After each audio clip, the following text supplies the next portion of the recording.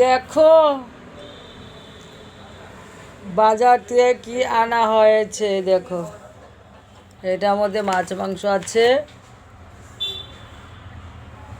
দেখো কীরকম লাগলো। এই দেখো আমাদের বাজার।